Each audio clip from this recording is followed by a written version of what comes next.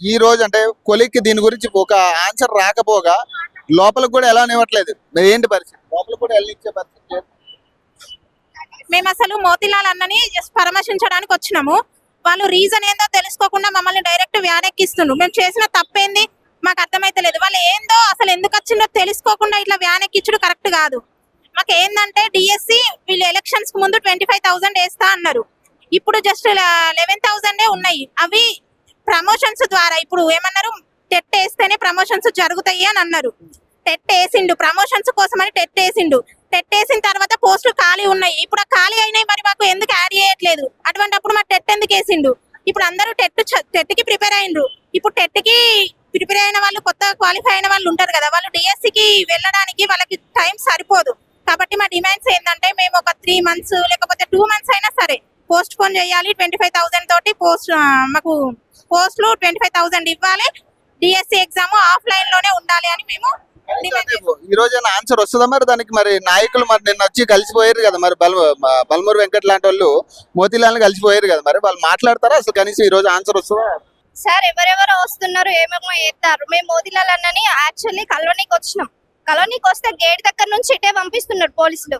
ఎక్కడికి వచ్చారంటే లోపలికి వెళ్ళాలి, ఇట్లా సార్కి కలవాలి అని చెప్తే డైరెక్ట్ వ్యాన్ ఎక్కిస్తున్నారు సార్. కనీసం ఆ రోడ్ మీద అక్కడ చుట్టుపక్కల గేట్ ముందు కూడా నిల్చోవడానికి మాకు అక్కడ ఉండనివ్వట్లేదు. అక్కడ సరే మేము ఏమన్నా ప్రజలకు డిస్టర్బెన్స్ చేసినో, పేషెంట్స్ డిస్టర్బెన్స్ చేసినో ఏమన్నా చేస్తే మమ్మల్ని అనాలి. ఫస్ట్ ఆఫ్ ఆల్ నేను వచ్చినప్పుడు అయితే అట్లా జరుగుతుంది, అట్లా అనాలి. కానీ వాళ్ళు మేము పోయేసరికి మమ్మల్ని వ్యాన్ ఎక్కిస్తున్నారు. అది గవర్నమెంట్ ఇన్స్ట్రక్షన్స్. ఆ గవర్నమెంట్ ఇన్స్ట్రక్షన్స్ తోని ఇప్పుడు మేము DSC aspirants sir, DSC aspirants మేము. అయితే డిఎస్సి మాకు పోస్టులు 25,000 పెంచుతా అన్నారు. 25,000 పెంచలేదు, 11,000 పోస్టులు వేసారు. కనీసం టెట్ కు డిఎస్సికి మధ్యలో కనీసం ఒక 3 months అనే టైం ఇవ్వాలి. ఎందుకంటే మాకు సిలబస్ ఇక మొత్తం టెక్స్ట్ బుక్స్ కాబట్టి చాలా టైం కావాలి. సో మాకు ఆ టైం కూడా లేదు. మొన్న టెట్ క్వాలిఫై అయిన వాళ్ళు ఒక 50,000-60,000 మంది ఉన్నారు సార్. వాళ్ళు ఎట్లా ప్రిపేర్ అవుతారు, మేము ఎట్లా ప్రిపేర్ అవ్వడం? ఇన్ని అరెస్టులు ఇన్ని చేసే బదులు, ఇన్ని ఇబ్బందులు పెట్టే బదులు మిమ్మల్ని జస్ట్ మీకు కావాల్సిన ఏదైతే ఉందో ఆ డిమాండ్స్ నెరవేర్స్తే సరిపోతుంది కదా. అవును సార్, అదే నెరవేర్చలేరు.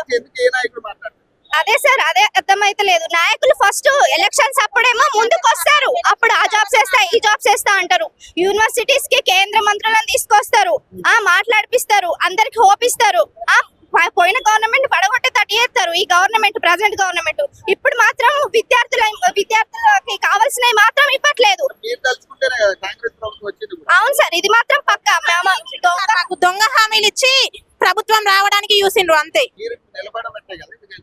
అవును సార్, ఇది మాత్రం స్టూడెంట్స్ వల్లనే అని చెప్పుకోవచ్చు. ఎందుకంటే మాకు జాబ్స్ వేస్తారు, గవర్నమెంట్ అయితే చేంజ్ అవుతుంది, యువతకి కొంచెం ఇంకా చదువుకున్న వాళ్ళు ఉన్నారు కదా, ఉద్యోగాలు వస్తాయి అని మేము ఇలా గెలిపించుకున్నాం సార్.